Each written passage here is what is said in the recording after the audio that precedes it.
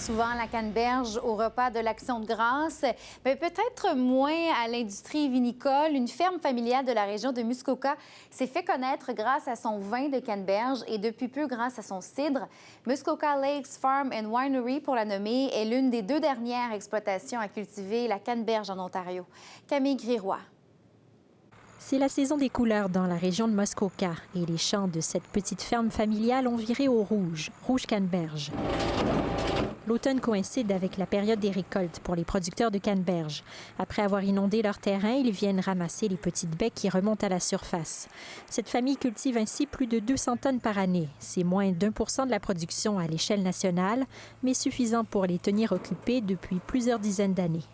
I was born here, and my uncle and my father started the farm back in the early 50s. Now my son and I, North, and my wife as well, they're all three of us are partners. Pour survivre sur 3 générations, ils ont dû faire preuve de créativité et décliner la canneberge à plusieurs sauces. À la fin des années 90, pendant une période creuse, ils ont donc eu l'idée de se diversifier en produisant du vin.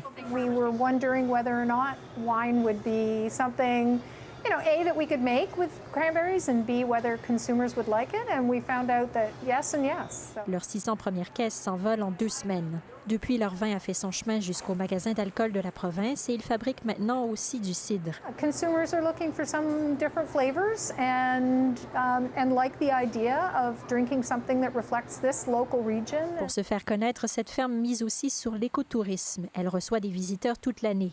Ils viennent apprendre comment on cultive la canneberge et se plonger les 2 jambes dans les champs pleins d'eau, comme les fermiers.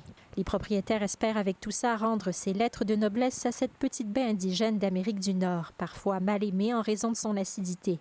Ils voient d'ailleurs un regain d'intérêt pour ses vertus médicinales. I think they're great because they're very sharp, very bitter, but refreshing and very healthy for you. You know, it's kind of the northern lemon. C'est un peu comme le citron du Nord, tout simplement. Ici Camille Griroy, Radio-Canada, Toronto.